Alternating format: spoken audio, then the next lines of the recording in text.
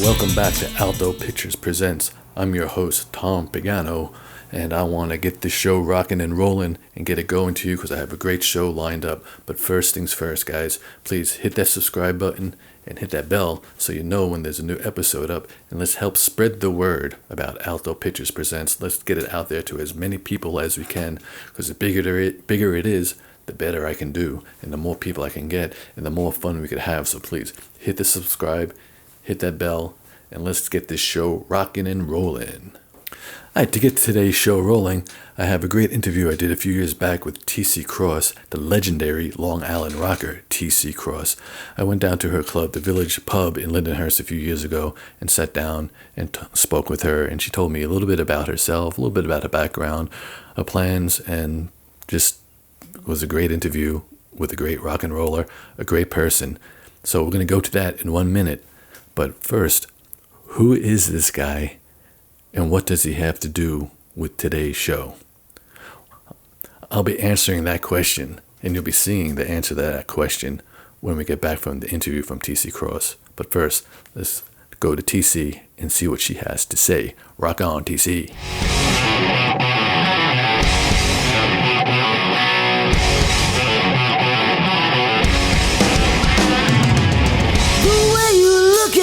I know what's on your mind. Your body's chemistry is working overtime. You seem to talk but never make a move. Come a little closer, I got something to give to you. Gotta make up your mind. Leave your worries behind. Yeah, 5 minutes. After this interview, you can have the jukebox. And I'm gonna come over there. I'm gonna get off this stool in 2 seconds and choke you. You can put that in the reel, okay? I really didn't know when I started, except recently my mom sent me a picture of me playing guitar at 4 years old. But actually, I was carrying around a guitar with 4 strings on it. So that's a great photo. I just got it the other day, and I kind of was like, wow, I started that young, you know? And I've fallen in love with guitar playing ever since. I was self-taught, and then I just kept playing and learning and just getting better and better at it. Well, I started really young, and everybody in the band was young, and we just played in a garage. So we would play festivals, school battle of the bands, church festivals. Not that we were really religious, but anybody that wanted a band, we wanted to play, and we just played everything and anything we were asked to do, and that's how you learn, and that's how you get better and get more of a name for yourself. You play everything and everywhere. Well, for me, it was that there weren't a lot of women doing rock when I started. So I did a lot of guy songs and rock and roll stuff. Later on in the years, all of a sudden, a lot of girls started singing and stuff like that. So I kind of was ahead of the game, starting really young. But I think what you have to do is you have to stick to your guns about who you are and what you are musically. It's very important to kind of be loyal to that and stick to that because you can get a lot of people telling you should do this and you should look like this. And I'm glad I didn't buy into all that. I'm glad I stuck to my guns, and apparently it worked for me because I made a name for myself and I'm respected. Cool.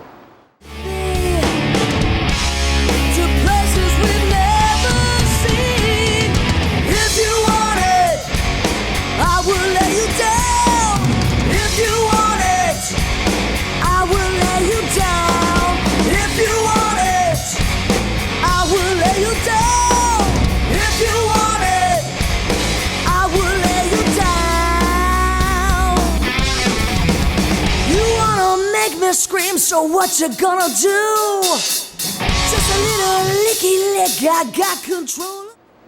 You know, I'm still doing things, and I'm still tweaking myself, and I change my mind, and I change songs, and you know, I mean, it's constantly growing. And I haven't really. I've done Jones Beach. I've played with Lita Ford. I've played with everybody. I mean, so I really I'm still playing. I just played last Saturday, so it's really, and I'm recording. I've got a new project now called Helter Skelter. We're revamping stuff like that. We're rocked out the Beatles music now and tweaked it and made it our own. So I'm having a lot of fun with that. So no, I'm just looking for whatever comes my way. If I like it, I'll do it.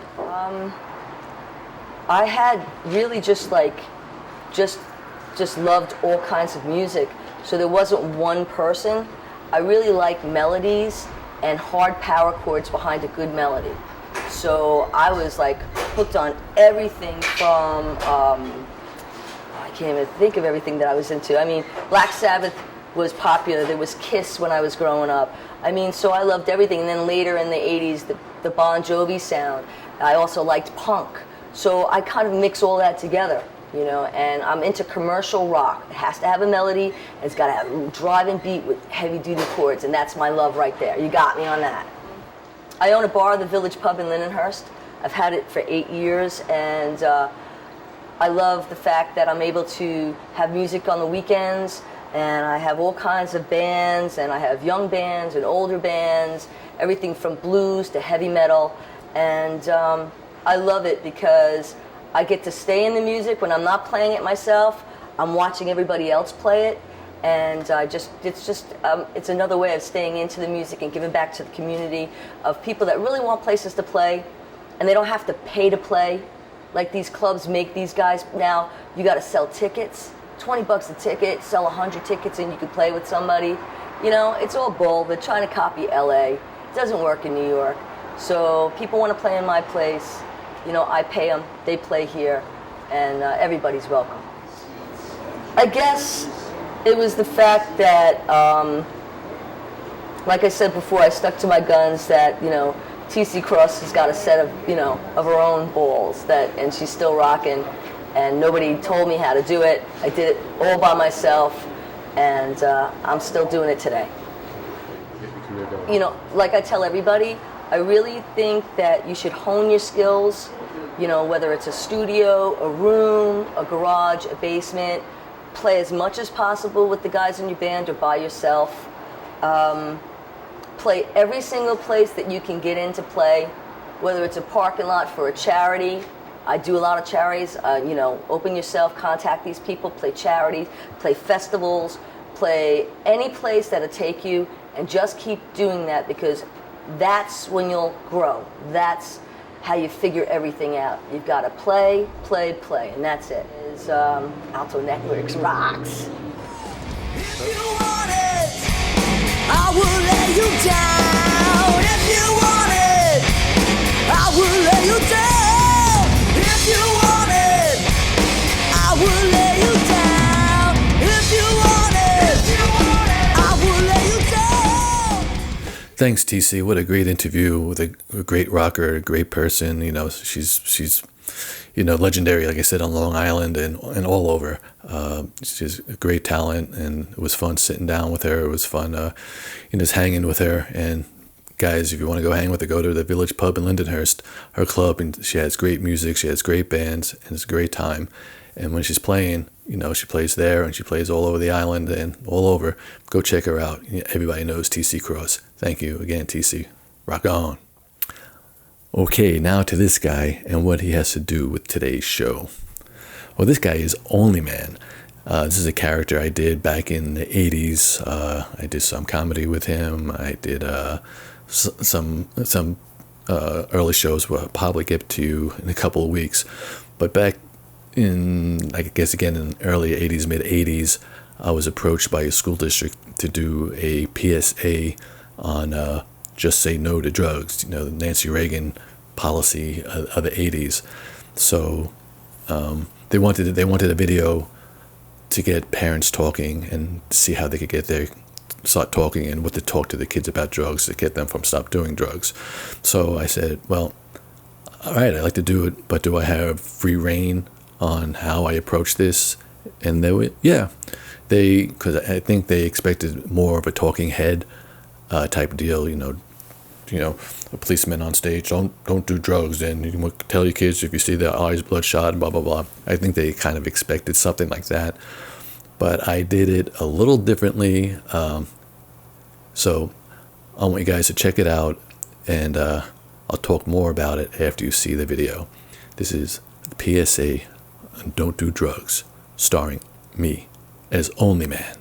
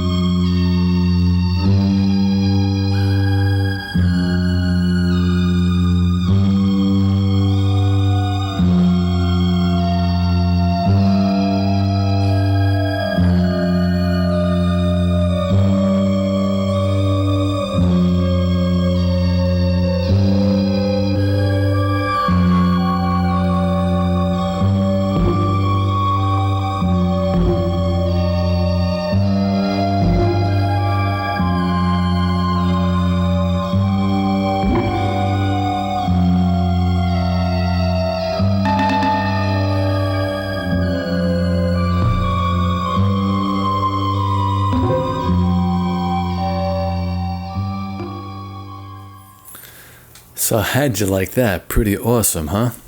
Well, like I said, back then that was Say No to Drugs, and I actually won an award for that. What I did, we played this video at the school in the auditorium, and then after the parents were shocked and didn't know what to say or do, I had a police officer up there and speaking and taking questions. The purpose of the video was to get people talking and saying, well, some guy in tights is not going to come and save your kids from drugs. You have to do it yourself. And that's when the police officer came in and told them, how to talk to them and this and that. This was just to get the conversation started. And like I said, I won an award for that. It was pretty cool. That was early to mid 1980s. Now, picture that today. Some guy in tights getting a whole bunch of kids in the park and walking away with them. I think it's a little bit different today. I think you'd rather have your kids do drugs than go off with a guy in tights. But that was it. That was Onlyman, and that was his claim to fame in the anti-drug Reagan years. Thank you very much for liking and enjoying that. Like I said, I continued on to do some more Onlyman stuff, which I'll have in the next couple of weeks. You'll see. And let me think. I've been getting a lot of requests, not a lot, but a few, about going out as Onlyman again and bringing him back to life and doing some stuff with him in the 2020s. So let me know what you think. Should I bring this guy back? Should he have a real role in society today? I don't know. Will you trust your kids with a guy in tights like this? Anyway, should I bring the character back and do some rock and roll stuff with him? Or should I put him back up in the attic and forget about him? Let me know in the comments, and rock and roll. To end today's show, I like to show a video I did a few years back. It was a song I wrote called "The Earth Is Crying." I think the name is quite explanatory of the song. It's just about the Earth is fed up with us and what we're doing to it, and it's crying, and in its pain, it's causing floods and weather, climate change, and all horrific events that are happening. And I wrote the song, I guess it was in 2006. I put a video clip together about 2 years ago. But here it is, "The Earth is Crying," a song I wrote, and have the amazing Kate McQuaid de Leon singing vocals. So enjoy it. "The Earth is Crying."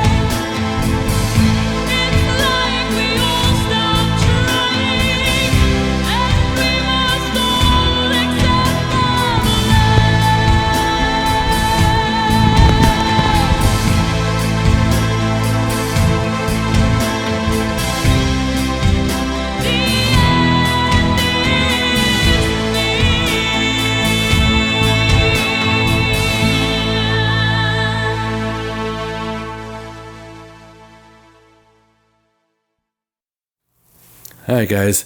Thank you again for tuning into the show. I hope you enjoyed it. It has a lot more coming up. But to keep the show going, I like to see people watching it. So please hit the subscribe button, hit the bell so you know when a new episode is up, and let's get the show rocking. Remember, hit subscribe, hit subscribe, hit subscribe. All right, guys, to the next show. I'm Tom Pagano. Peace out. Rock on.